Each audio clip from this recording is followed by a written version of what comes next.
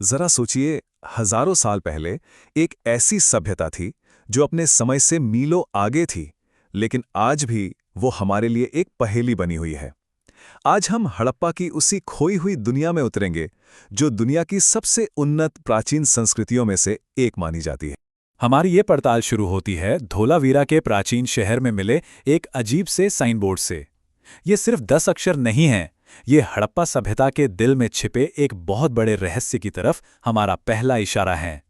तो इस सभ्यता को समझने के लिए सबसे पहले हमें उस चीज का सामना करना होगा जिसे हम समझ ही नहीं सकते, और वो है उनकी लिखाई। मतलब 100 से भी ज्यादा बार कोशिश हो चुकी है, पर आज तक कोई इस कोड को तोड़ नहीं पाया। हम उनके शब्द पढ़ ही नहीं सकते। तो हमें बनना होगा आर्कियोलॉजिकल डिटेक्टिव्स, यानी पुरातात्विक जासूस, और उनके छोड़े गए सुरागों को एक एक कर जोड़ना होगा। तो हमारा पहला बड़ा सुराग मिलता है उनके शानदार शहरों के खंडारों में, और इसमें सबसे खास है धोलावीरा, जो आज एक यूनेस्को वर्ल्ड हेरिटेज साइट है। यहीं से हमें उनके कमाल के निर्माण कौशल के सबूत मिलते हैं। धोलावीरा की बात करें तो इसकी प्लानिंग बहुत ही अनोखी थी। 3 हिस्सों में बटा हुआ शहर, गढ़, बीच का शहर और निचला शहर। ये उस जमाने के बाकी बड़े शहरों जैसे मोहनजोदारो या हड़प्पा से बिल्कुल अलग था। ये दिखाता है कि उनकी शहरी प्लानिंग कितनी गजब की थी। और यहीं पर उनकी इंजीनियरिंग का असली कमाल देखने को मिलता है। जरा सोचिए, उन्होंने नहरों और बड़े बड़े जलाशयों का एक ऐसा जबरदस्त सिस्टम बनाया था, वो भी आज से हजारों साल पहले। सच में ये किसी चमत्कार से कम नहीं था। उनकी इंजीनियरिंग का पैमाना तो बस हैरान कर देने वाला है। धोलावीरा में पत्थर से बने 16 से भी ज्यादा विशाल जलाशय मिले हैं। यही वो सिस्टम था जिसकी वजह से कच्छ के सूखे रेगिस्तान में भी ये शहर फलता फूलता रहा।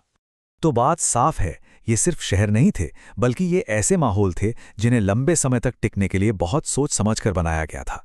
लेकिन उनकी दुनिया सिर्फ इमारतों तक ही सीमित नहीं थी। चलिए अब उनके अगले सुराग की तरफ बढ़ते हैं, जो हमें उनके दुनिया से रिश्तों के बारे में बताता है। और यहाँ एक और चौंकाने वाली बात सामने आती है। ये इतनी उन्नत सभ्यता दुनिया से कटी हुई नहीं थी। असल में ये तो उस जमाने के वर्ल्ड स्टेज पर बहुत बड़े खिलाड़ी थे। उनके इतने बड़े ट्रेड नेटवर्क का सेंटर था लोथल। ये एक बंदरगाह शहर था जो आज के गुजरात में है। कल्पना कीजिए उस जगह की चहल पहल, जहां से दूर दूर के देशों के लिए जहाज निकलते होंगे। और इस बंदरगाह से उनकी पहुंच कहां कहां तक थी? मेसोपोटामिया, ओमान, फारस और मध्य एशिया तक। मतलब उन्होंने उस दौर की कुछ सबसे बड़ी सभ्यताओं के साथ ट्रेड रूट्स बना रखे थे। और ये व्यापार सिर्फ छोटी मोटी चीजों का नहीं था। कीमती सामान, कच्चा माल, सब कुछ। ये नेटवर्क इतना बड़ा और जरूरी था कि इसका जिक्र हमें मेसोपोटामिया के पुराने रिकॉर्ड्स में भी मिलता है। हाँ, मेसोपोटामिया के ग्रंथों में मेलुहा नाम की एक जगह से व्यापार का जिक्र है। और आज के ज्यादातर विद्वान मानते हैं कि ये मेलुहा कोई और नहीं बल्कि सिंधु घाटी का ही इलाका था। ये एक बहुत बड़ा कनेक्शन है। तो ठीक है, हमने शहर देख लिए, उनका व्यापार देख लिया, पर इन सब सुरागों से हमें उन लोगों के बारे में क्या पता चलता है? धीरे धीरे एक बहुत ही संगठित और अनोखे समाज की तस्वीर उभरने लगती है। हमें सबूत मिलते हैं एक बहुत ही व्यवस्थित अमीर समाज के, जो व्यापार और शहरी जिंदगी पर फोकस करता था।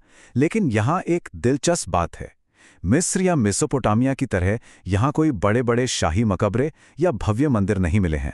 मतलब ये एक अलग ही तरह का समाज था। लेकिन रुकिए, ये कहानी अभी खत्म नहीं हुई है। सच तो ये है कि ये कहानी अभी भी लिखी जा रही है। हर रोज नई नई खोजें हो रही हैं जो हमारे इतिहास की समझ को ही बदल रही हैं। राखीगढ़ी को ही ले लीजिए। माना जा रहा है कि ये मोहनजोदड़ो से भी बड़ा शहर हो सकता है, और आज भी पुरातत्वविद वहां खुदाई कर रहे हैं। वो इस खोई हुई दुनिया के और भी राज खोलने के बहुत करीब हैं। जैसा कि हम देख सकते हैं, ये काम आज भी चल रहा है। खुदाई का सबसे ताज़ा फेज इसी साल शुरू हुआ है, और इसका मकसद ये जानना है कि इतना बड़ा शहर आखिर आपस में जुड़ा कैसे हुआ था। और ये सब हमें घुमा फिराकर वापस वहीं ले आता है जहां से हमने शुरुआत की थी, उस अनसुलझी लिपि पर। हम ये तो देख सकते हैं कि उन्होंने क्या बनाया, किसके साथ व्यापार किया, लेकिन हम ये नहीं सुन सकते कि वो क्या कहना चाहते थे। उनके विचार, उनकी कहानियां, उनके नाम, सब कुछ उस लिपि में बंद है।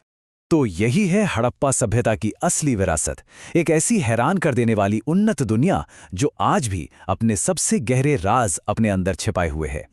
और यह हमें सोचने पर मजबूर कर देता है कि भविष्य में होने वाली खोजें हमारे अतीत के बारे